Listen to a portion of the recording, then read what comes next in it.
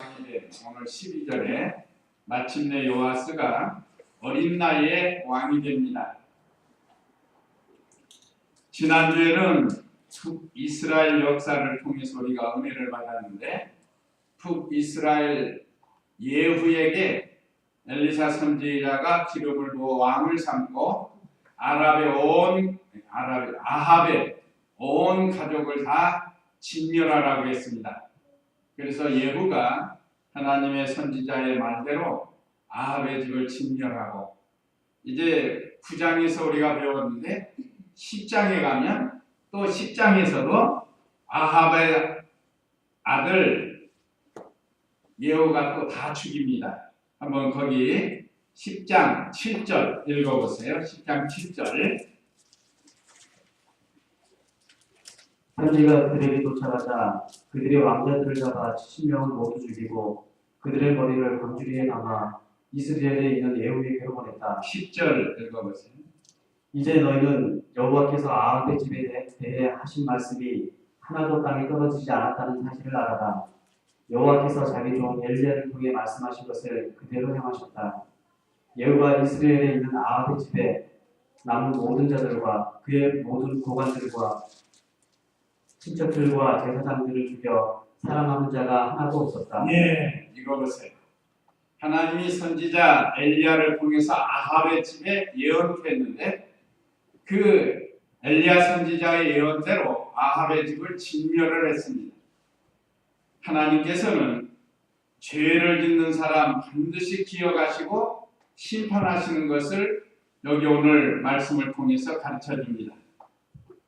그래서 9장에서 10장에서 아합의 집이 진멸당한 것을 우리에게 가르쳐 주고, 이제 그 10장 12절에서 14절 내용에 보면 유다왕 아하시아의 형제 42명을 또 죽입니다.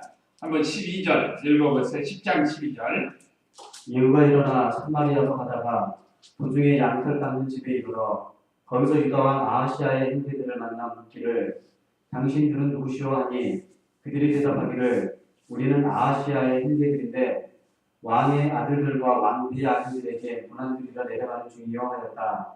그러자 예후가 저자들을 사로잡아라 하고 명령함으로 사람들이 그들을 사로잡아 양털 깎는 집 구덩이 곁에서 죽였는데 모두 40명이니 예후가 그들 중에서 단 한 사람도 남겨두지 않았다. 네.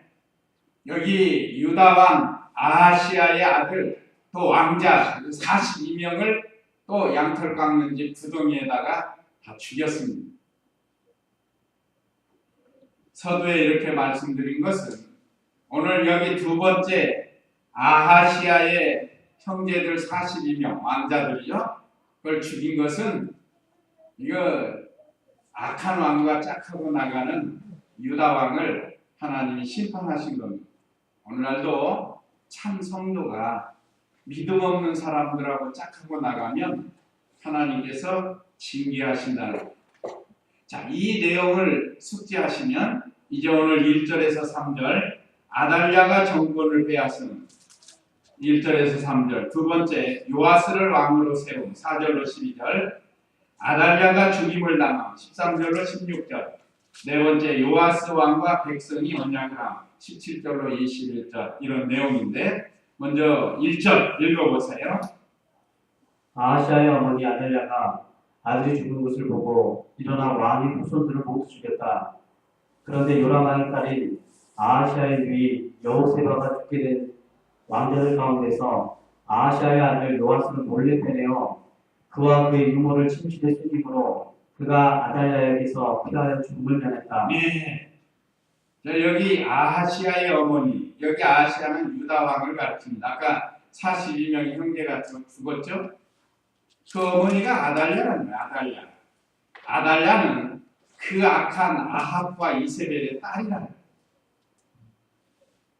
이세벨 아합의 딸이기. 그는 여호사밧 왕 때 그 아들 여호람에게 아내로, 말하자면 아합과 사돈을 맺은 그런 관계예요. 여호람에게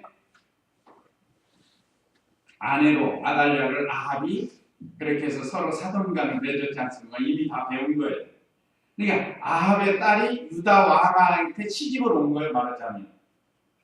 그런데 유다 집에 와서 유다 왕가에 왔으면 거기서 하나님을 잘 섬기할 텐데 이 아달랴가 말이에요. 아버지 아합과 어머니 이세벨을 본받아 가지고 오히려 믿음 좋은 유대 땅에 와가지고 악을 행했다는 거죠. 그런데 자기 아들이 죽었어요. 아까 그 예후에게 죽었죠, 12절에서. 그러니까 이 화가 난 거죠. 일어나 왕의 후손들을 다 죽여버렸어요. 이번에는 유다 왕을 말하자면 유다 나라를 멸망시키려고 한 거예요. 얼마나 악한 사람인지 모릅니다. 자기가 왕이 되려고, 말하자면 여왕이 되려고 한 거예요. 여왕. 그래서 왕손들을 다 죽였습니다. 이렇게 욕심으로 권세를 잡으려고, 어느 시대나 욕심을 가지고 권세를 잡으려고 명예 영광심을 가지려고 하면 이런 죄를 짓게 되는 거예요. 반드시 죄를 지었습니다. 우리나라 사람들은 할머니가 손자 얼마나 사랑해요. 할머니가 손자 사랑하는 것은 인지상정이라. 여기 손자 가지신 분은 우리 한영복 집사님 한 분밖에 안 계시는데 손자 사랑하죠? 손자들 너무 사랑하잖아요. 그게 인지상정이라. 이게 당연한 거라고. 여기 아달랴도 그 많은 왕손들만 사랑해야 당연한 건데 이 욕심을 가지고 권세를 잡으려고 왕들을 다 죽였습니다. 그러니까 이 정치하는 게 우리나라 옛날 역사도 보면 얼마나 비정하고 냉정한지 몰라요. 부자간도 없어요. 친구도 없어요. 요즘 정치하는 사람들 어제의 친구가 적이 돼요. 이게 정치예요. 정치라는 게. 물론 그렇지 않은 사람도 있죠. 그래서 그 꼴 저 꼴 보기 싫어서 저 멀리 낙향해가지고 시골에서 시나 쓰고 글이나 가르치고 그렇게 사는 사람들도 있지만 어쨌든 이 세상 정치는 이렇습니다. 얼마나 약한 사람. 또 이제 오늘 왕이 되는 요아스의 할머니가 되는 사람들. 할머니.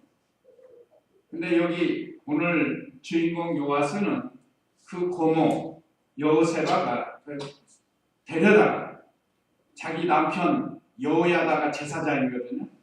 그 몰래 거기다가 숨겨가지고 6년 동안 이제 길러요. 지금 내용이 그런 내용입니다. 그래서 그런데 2절에 그런데 요람 왕의 딸인 아하시아의 누이 여호세바가 죽게 된 왕자들 가운데에서 아하시아의 아들 요아스를 몰래 빼내요. 그의 유모를 침실에 숨김으로 그가 아달랴에게 피하여 죽음을 면했다. 이게 아주 대단한 사건입니다. 별거 아닌 것 같아요. 자기가 왕 되려고 지금 왕자들을 다 죽이는 판에 이 왕자 요아스의 고모가 되는 여호세바가 그를 데려다 숨기고 기르는 거예요. 이건 생명력을 합니다. 만약 이거 발견되면 어떻게 하겠죠? 아달랴가 죽이는 거죠. 요아스도 죽이고 그 아달랴도 죽이는 거예요. 여기 중요한 게 뭔가 여기서 요아스가 죽으면 무슨 일이 생기겠죠? 요아스가 죽으면 하나님의 약속의 말씀이 다윗의 후손의 왕통이 끊어져 버린다. 그런데 하나님께서 여호세바를 감동시켜가지고 그 하나님의 약속의 말씀이 이루어지게 하는 겁니다. 이것이 하나님의 섭리예요. 그래서 3절에 요아스가 여호와의 전에서 유모와 함께 6년을 숨어 지내는 동안 아달랴가 그 땅을 다스렸다.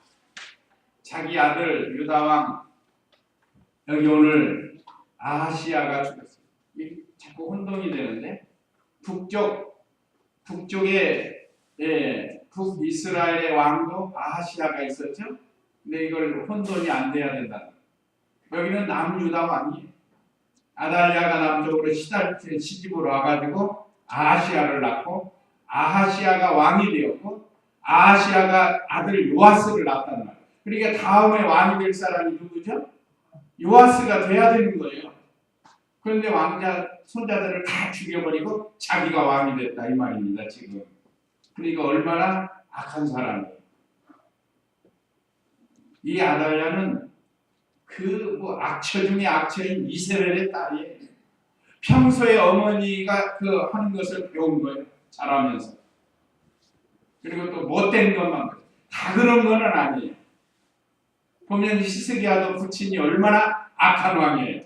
그런데 이 히스기야는 어머니를 따라서 선한 길을 걸어간 거예요. 그래서 선한 왕이 돼요. 근데 아달랴가 이렇게 욕심으로 왕이 돼가지고 6년 동안을 다스렸습니다. 6년 동안. 나라가 어떻겠어요? 나라가. 선한 사람이 정치를 해야 백성이 힘들지 않아요. 악한 사람이 정치하면 백성이 힘듭니다. 요즘 우리 이북 소식 듣잖아요. 김정은이가 얼마나 악해요. 하여간 벌써 많은 유명인사, 이북에서 유명인사 17명을 숙청을 했다고 하니까 자기가 말하자면 우리나라로 말하면 대통령이 될 수 있는 이런 자리를 마련해 준 사람들을 많이 죽였어요. 참. 아까 말씀드린 건 정치가 이런 겁니다. 참 악한 사람.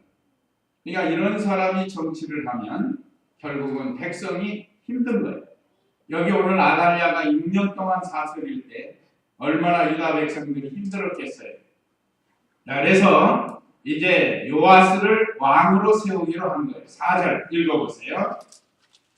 제7년에 여호야다가 사람을 보내어 가리 사람과 호위병들의 백부장들을 불러 여호와의 전에 있는 자기에게로 오게 했다.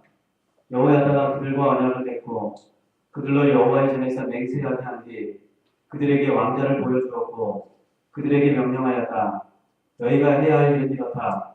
너희 중에서 안식일에 당번을 맡은 자 중 3분의 1은 왕궁 경비를 서고 3분의 1은 수로성문 경비를 서고 나머지 3분의 1은 호위병들 뒤에 있는 성문 경비를 서서 왕궁을 주의하여 지켜라.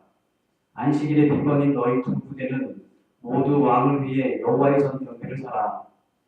너희는 각자 손에 자기 무기를 들고 왕을 호위하고 누구든지 너희 대열을 침범하는 자는 죽여라. 너희는 왕이 나가시든지 들어오시든지 항상 그와 함께 있어야 한다. 오늘 여기 요아스를 왕을 세우려고 제사장 여호야다가 앞장을 섰습니다. 자, 이제 아달랴가 남유다를 통치한 지 제7년 되는 때, 제7년 되는 때에 제사장이 아달랴를 철저히 경비하게 했습니다. 자, 여기 하나님의 은혜입니다. 이것이 왕궁의 호위병들을 불러가지고 제사장인 여호야다가 백부장과 또는 호위병들에게 말하자면 작전을 짜는 거예요. 이제 아달랴를 죽이고 참 다윗의 왕풍인 요아스를 왕을 세우기 위해서 미리부터 이렇게 계획을 세운 겁니다. 이것은 여호야다가 욕심을 가지고 자기가 어떤 유익을 보려고 한 게 아닙니다. 이거는 하나님의 뜻대로 하려고 한 거예요. 지금 아달랴는 다윗의 후손이 요아스가 왕이 돼야 되는데 자기가 왕 된 것은 이건 아주 잘못된 거고, 그래서 그걸 바로잡으려고 지금 제사장 여호야다가 앞장서는데 이건 역시 하나님께서 배후에서 역사하신 거예요. 그 내용은 여기 이제 안식일에 비번 하잖아요. 오늘 출근하고 또 교대하고 하는 그걸 말하는 겁니다. 출근할 때나 퇴근할 때나 왕궁에 있는 왕을 철저히 감시하는 거예요. 말하자면 감시. 그러면서 말하자면 아달랴 편에서 볼 때는 영모지만 하나님과 또 이 선한 사람들 편에서는 지금 옳은 일을 하는 거예요. 잘못된 걸 바로잡으려고 한 겁니다. 이건 역시 생명내어놓고 하는 겁니다. 두 부대로 나눠가지고 철저하게 왕궁을 경비하면서 왕을 감시하게 했습니다. 그런데 여기 보면 그 4절 하반절에 보면 여호야다가 그들과 언약을 맺고 그들로 여호와의 전에서 맹세하게 한 뒤 먼저 제사장이니까 성전에 불러가지고 믿을 만한 사람들이죠. 이 사람들 백부장과 호위병들 이제 자기 사람 이 사람들을 불러서 왕자를 보여줬어요. 6년 동안 숨겨 키웠던 요아스를 그동안 아무도 몰랐어요. 다 죽은 줄 알았죠. 근데 이제 제 7년 되는 때에 요아스를 보여주면서 봐라. 여기 다윗의 후손이 살고 있다. 이자가 왕이 돼야 된다. 하면서 자기 호위병들과 백부장들에게 이렇게 맹세를 시켰습니다. 그리고 5절에 그들에게 명령하여 너희가 해야 할 일은 이렇다. 너희 중에서 안식일에 당번을 맡은 자 중 3분의 1은 왕궁 경비를 서고 3분의 1은 수루 성문 경비를 서고 나머지 3분의 1은 호위병들 뒤에 있는 성문 경비를 서서 왕궁을 주의하여 지켜라. 이게 들통나면 안 되거든요. 들통나면 또 아달랴가 그 요아스도 잡아 죽일 거 아니에요. 거기다가 숨겨준 제사장도 죽일 거고 그 고모 아까 고모 이름이 네, 여호세바도 죽일 거라. 그래서 그걸 지금 작전을 잘 짠 거예요. 이것이 하나님의 은혜요, 하나님이 주신 지혜라고 할 수 있습니다. 자, 이렇게 해서 7절에 완식일의 비번인 너희 두 부대는 모두 왕을 위해 여호와의 전 경비를 서라. 너희는 각자 손에 자기 무기를 들고 왕을 호위하고 누구든지 너희 대열을 침범하는 자는 죽여라. 너희는 왕이 나가시든지 들어오시든지 항상 그와 함께 있어야 한다. 말하자면 왕을 호위하는 것 같지만 여기 왕은 아달랴가 지금 6년 동안 왕노릇 하잖아요. 호위하는 것 같지만 사실은 뭐 하는 거예요? 감시하는 거예요. 감시. 그래서 자기들의 비밀이 드러나지 않도록 참 이 여호야다가 지혜로운 제사장이 하나님의 뜻대로 바로 하려고 하는 거예요. 생명 내어놓고 하는 거예요. 만약에 발각되면 아달랴가 영모로 몰아가지고 아마 처형을 할 수도 있어요. 근데 생명 내어놓고 지금 이 일을 하는 겁니다. 그 다음에 백부장들이 제사장 명령대로 했습니다. 9절 읽어보세요. 백부장들이 제사장 여호야다가 명령한 대로 모두 행하여 각자 자기 사람들 곧 안식일의 당번인 자들과 안식일의 비번인 자들을 데리고 제사장 여호야다에게 가니 제사장이 여호와의 전에 있는 다윗 왕의 창과 방패를 백부장들에게 넘겨주었고 호위병들이 각자 손에 무기를 들고 성전의 오른쪽 모퉁이에서 왼쪽까지 경호하되 제단과 성전 곁에서 왕을 호위하였다. 이제 이쪽도 경배하는 거예요. 요아스가 있는 것. 앞으로 이제 유다 나라의 왕이 될 사람, 이 사람도 경비하고 또 아달랴도 경비하면서 철저히 감시하고 어떻게든지 이 팔로가 나지 않도록 그러니까 하나님의 뜻을 위해서 이렇게 경비를 했습니다. 또 백부장들도 제사장의 명령을 철저히 드렸습니다. 그랬죠. 여기 9절에 백부장들이 제사장 여호야다가 명령한 대로 모두 행하여 하나님 말씀대로 한 거예요. 하나님 말씀. 오늘 저와 우리 성도님들도 무슨 일을 하든지 이렇게 하나님의 뜻을 하나님 말씀대로 해야 된다는. 그 다음에 세 번째 아달랴가 죽임을 당함. 13절 읽어보세요. 12절 한번 읽어보세요. 여호야다가 왕자를 모시고 나가 그에게 왕관을 씌우고 왕의 문서를 넘겨주었으며 사람들이 그에게 기름을 부어 왕으로 삼으니 우리가 손뼉을 치며 왕 만세하고 외쳤다. 예, 요아스를 이제 왕으로 세웠어요. 자, 오래 참고 기다렸죠? 7년이라는 세월을 만약에 그 안에 했으면 실패할 수도 있는데 7년째 되는 그 해에 마침내 요아스를 왕으로 기름을 부어 세웠어요. 구약 시대에는 왕, 제사장, 선지자 세울 때 언제나 이렇게 기름을 부었습니다. 또 문서도 주었다. 이것은 이스라엘의 남유다의 정통 왕이라는 게 정통왕, 다윗의 후손으로 이 어떤 명분이 바로 돼야 된다. 명분이 안 되면 지도자의 자격이 없는 거예요. 요아스는 다 갖췄죠. 그러니까 유다 백성들은 알아요. 다윗의 후손이 왕이 되어야 한다는 것을 수십 년 동안 배워 살았다. 수십 년이 수백 년. 그래서 이제 마침내 아달랴를 이제 물리치고 이 요아스가 왕이 되는데 오늘은 미리 왕을 세운 것이 여기 기록이 됐습니다. 우리가 보면 사울 왕 때도 사무엘이 가서 기름을 부었죠. 다윗 왕도 사울 왕이 살아 있는데 하나님이 사울은 패하고 다윗을 세워서 기름을 부었죠. 그때도 사울이 앉는 다윗 죽여요.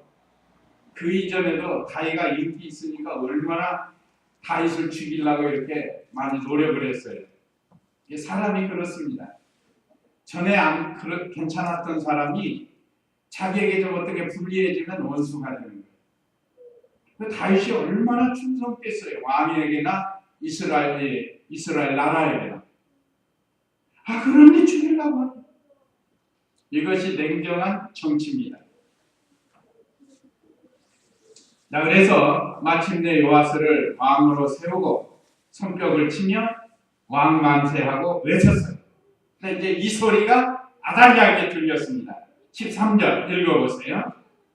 아달랴가 소리 들은 바 백성들의 소리를 듣고 여호와의 전에 있는 백성들에게 가서 보니 왕의 규례에 따라 기둥 곁에 서 있고 고관들과 나팔수들은 왕과 함께 있었으며 나라의 모든 백성들은 기뻐하며 나팔을 불고 있었으므로 아달랴가 자기 옷을 찢으며 반역이다 하고 외쳤다. 네. 아달랴가 요아스를 왕 삼은 것을 듣고 가서 보았어요. 여기 내용이 그겁니다. 아달랴가 호위병과 13절 백성들의 소리를 듣고 들었어요. 분명히 들었습니다. 우리도 하나님의 말씀은 분명히 들은 거예요. 또 여호와의 전에 있는 백성들에게 가서 보니 보았어요. 우리는 하나님의 말씀을 통해서 하나님의 역사를 보게 됩니다. 자, 하나님 말씀을 듣고 하나님의 역사를 보고 그런 다음에 여기서 아달랴가 정치를 잘했더라면 아마 물론 또 잘할 사람이면 이렇게 하나님 말씀 어기고 자기가 왕 되려고 안 했겠죠. 그렇더라도 혹시 처음에는 잘못했어도 나중에 잘하면 백성들이 좀 호감을 가질 거 아니에요. 근데 아마 왕이 돼가지고도 더 못된 짓을 한 것 같아요. 그러니까 요아스가 왕이 된 것 소리를 듣고 보았다. 또 왕이 관례에 따라 기둥 곁에 서 있고 고관들과 나팔수들은 왕과 함께 있었으며 나라의 모든 백성들은 기뻐하며 나팔을 불고 있었으므로 이렇게 보니까 그 왕 세울 때 관례를 따라서 하겠다. 우리나라 보면 대통령 취임식 할 때 하잖아요. 우리나라도 전례를 따라서 관례를 따라서 하는 거예요. 그게 선서도 하고 백성들 앞에서 서약도 하고 여기 왕도 마찬가지입니다. 많은 백성들과 신하들 앞에서 관례를 따라서 이렇게 요아스를 왕으로 세우는 것을 아달랴가 가서 보니까 이 눈이 뒤집힐 거 아니에요? 자기가 왕으로 타는데 이렇게 어디서 다윗의 후손인 요아스를 왕으로 세운다. 그러니까 여기 옷을 찢으며 반역이다 반역이다 하고 외쳤습니다. 아마 왕의 편에 있던 사람들이라고 하면 이 소리를 들으면 같이 싸울 건데 그런 사람이 하나도 없는 거 보니까 이 정치를 잘못한 것 같아요. 반역이다 하면 자기 신하들이 칼을 빼들고 싸워가지고 한바탕 할 거 아니에요. 근데 그런 사람 하나도 없어요. 이미 여호야다 제사장이 다 자기 사람 만들어 놓고 이건 욕심으로 그런 게 아니고 하나님 영광을 위해서. 자, 그래가지고 아무리 반역이라고 외쳤지만 자기를 도와주는 사람 하나도 없었습니다. 그러니까 죄를 지으면 사람이 다 떠나게 돼 있다는 거예요. 자꾸 죄를 지으면 사람이 주위에서 떠나게 돼요. 그러니까 결국은 이제 아달랴가 죽게 되는데 15절 읽어보세요. 제사장 여호야다가 그들을 관장하는 백부장들에게 명령하여 저 여자를 대열에서 성전 밖으로 끌어내고 저 여자를 따르는 자는 누구든지 칼로 죽여라 하였으니 제사장의 이 말은 여호와의 성전 안에서는 그 여자를 죽이지 말라는 것이었다. 네, 성전 안에서는 피 흘리지 말라는 거예요. 성전 안에서는 피 흘리면 안 되고 지금 성전에서 하나님의 관례에 따라서 지금 의식을 하는 거예요. 기름을 부어서 왕으로 삼는 거예요. 그런데 여기서 아달랴를 죽이면 피를 흘리는 것인데 그거 하지 말고 바깥으로 끌고 나가라는 거예요. 그래서 16절 읽어보세요. 그들이 아달랴를 끌어내니 아달랴가 말들이 다니는 길에 길을 통해 왕궁으로 들어가다가 거기서 죽임을 당했다. 네, 결국은 죽임을 당했습니다. 우리말로 하면 객사인데 객사. 왕궁에 가서 평안히 죽지 못하고 가다가 길에서 죽는. 우리나라도 길에서 죽으면 그걸 객사했다고 그래요. 객사. 그래서 옛날에 그 시체가 집안으로 못 들어와요. 옛날에는 그런 의식이 있었습니다. 그러니까 바깥에서 장례 다 치고 집안에 들어오지도 못해요. 그러니까 여기 아달랴가 아무리 왕이 되었지만 하나님의 심판을 받아가지고 결국은 아달랴도 죽게 되었습니다. 여기서 주는 교훈은 욕심으로 하지 말고 하나님의 말씀대로 해야 된다. 하나님의 말씀대로 해야 하나님이 도우시고 복을 주신다는 거예요. 그 다음에 네 번째, 요아스 왕과 백성이 언약을 함. 17절 읽어보세요. 여호야다가 왕과 백성으로 하여금 여호와와 언약을 맺어 여호와의 백성이 되게 하고 왕과 백성 사이에도 언약을 맺게 하였다. 예. 17절에 제사장 여호야다가 언약을 맺게 했습니다. 이제 요아스는 나이가 7세니까 대부분 여호야다가 이제 요아스가 장성할 때까지 섭정을 하게 됩니다. 그런데 중요한 거는 여호야다가 참 믿음이 좋은 사람이고 선한 사람이에요. 그러니까 이런 사람이 섭정을 하는 건 참 좋은 거예요. 아마 보통 나쁜 사람 같으면 여호야다도 물리치고 자기가 왕 될 거예요. 그럴 수도 있잖아요. 근데 하나님 섬기는 제사장이 그런 나쁜 짓을 안 하는 건 그래서 여호야다가 앞장서서 아직 어린 요아스를 대신해서 왕과 백성들로 하여금 언약을 하도록 이렇게 시켰습니다.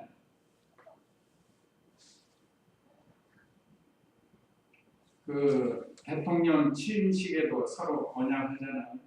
선사하고 나는 백성을 위해서 어떻게 하겠습니다. 이게 말하자면 언약입니다. 언약. 여기 아마 하나님만 섬기고 하나님의 말씀대로 순종하겠습니다. 아마 그런 언약을 했을 것 같아요. 왜냐면 여호야다가 전 제사장이거든. 하나님 잘 섬기는 사람이에요. 우리나라에서 나는 대통령으로서 하나님만 섬기게 했습니다. 그럼 어떻게 되겠죠? 불교나 유교에서 난리 나는 거예요. 난리 나는 거예요. 우리나라는 친정 국가가 아니니까 다종교 국가니까. 그런 소리는 못해요. 그냥 그건 속으로 자기 신앙이에요. 자기 신앙. 그러나 여기는 신정국가이기 때문에 이런 말을 해도 됩니다. 우리도 왕과 함께 하나님을 섬기고 하나님을 순종하겠습니다 하고 이렇게 언약할 수가 있을 겁니다. 오늘 저와 우리 성도님들은 하나님께 언약할 수 있어요. 죄를 멀리하고 하나님 잘 섬기겠습니다. 우리가 마음으로부터 하나님과 언약을 맺을 수 있습니다. 때로는 그 언약, 약속 이런 것들이 필요해요. 그런 거 안 하면요 나중에 희미해져요. 믿음이 절대로 가볼 것 같은데 약속을 안 했기 때문에 그 나중에는 안 해도 되는 것처럼 희미해져 버린다. 그래서 우리 교회 안에도 의식적으로 뭐 어떤 세례식 할 때 하나님과 서약하죠. 또 하고 결혼식 할 때도 하나님 앞에서 서약하고 이게 하는 겁니다. 또 새해가 되면 하나님과 약속을 하죠. 그런 게 필요해요. 그래야 노력을 합니다. 그런 게 없으면 노력을 안 해요. 연보하는 것도 그렇습니다. 그것도 우리가 작정하잖아요. 그게 일종의 언약이에요. 그 작정을 안 하면요. 있으면 하고 없으면 말고 그래도 자기 양심의 어떤 가책을 안 느낀다. 그러나 힘써서 하면 하나님 또 거기에 대한 복을 주시죠. 그래서 때로는 언약도 필요하다는 것. 그 다음에 18절로 19절은 우상을 버리고 나라의 일꾼을 세우고 18절 읽어보세요. 나라의 온 백성이 바알 신전으로 몰려가 신전을 헐었으며 바알의 제단과 우상들을 완전히 부수고 바알의 제사장 낫단을 제단 앞에서 죽였으며 제사장 여호야다는 여호와의 전을 지킬 경비병들을 세웠다. 여호야다가 백부장들과 가리 사람들과 호위병들과 온 백성들을 거느리고 여호와의 전으로부터 왕을 모시고 내려가 호위병들이 지키는 문을 지나 왕궁으로 들어갔다. 왕이 보좌에 앉으니 예. 자, 우상을 버리고 나라의 일꾼들을 잘 세웠습니다. 이 얼마나 이 나라가 이제 평화로운 태평성대가 이루어져. 마지막 20절, 21절 읽어보세요. 온 나라의 백성들이 크게 기뻐하고 성읍이 평온하였는데 이는 그들이 아달랴를 왕궁에서 살려 죽였기 때문이다. 요아스가 7세의 왕이 되었다. 비록 왕은 7세에 됐지만 좋은 말하자면 고모부가 되죠. 족보로 하면 여호세바의 남편 여호야다니까 고모부가 된다. 우리나라도 삼촌하고 조카하고 역사가 있죠. 세조하고 단종하고의 관계가 있죠. 그 세조가 나중에 조카를 죽이잖아. 자기 마음은 그러려고 안 했는데 그 옆에서들 없애야 나라를 통치할 수 있다고 하니까 그래서 단종 우리나라에 아주 참 비극적인 것 역사가 바로 그런 거예요.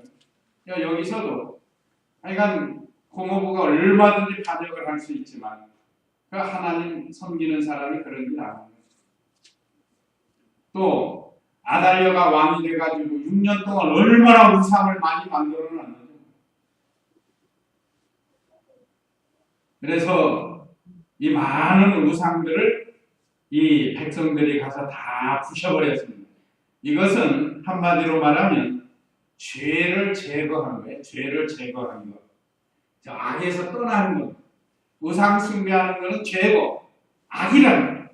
그러니까 죄를 제거하고 악에서 떠나는 생활. 그러니까 하나님이 얼마나 기뻐하시겠어요. 그러니까 나라의 온 백성들이 크게 기뻐하고 성읍이 평온해요. 우리나라도 이런 나라가 있어요. 자, 이북도 이와 같이 우리처럼 그래도 좀 자유를 가지고 신앙생활할 수 있는 이런 나라가 되도록 우리가 기도를 해야겠어요. 아달랴를 죽였기 때문에 나라가 평온해졌다. 죄를 제거하고 악을 제거하니까 평안해진 겁니다. 그래서 지금도 심한 악을 행하는 사람은 나라의 법으로 정치하는 사람들이 그들을 제거해놔. 감옥에 보내고 사형도 시키고 그렇게 해서 악을 제거해야 이 나라가 평안해집니다.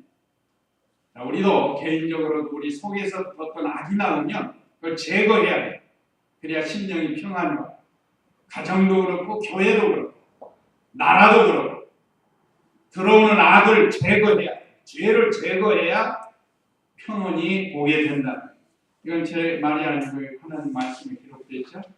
우리가 이 말씀을 잘 기억해서 우리 가정이, 교회가, 우리 자신이, 나라가 평안하게 하나님을 섬길 수 있도록 우리가 믿음을 잘 지켜야겠습니다. 이제 이 말씀 기억하시고 우리 다 같이 잠시 기도하겠습니다. 우리 각자가 기도하겠습니다.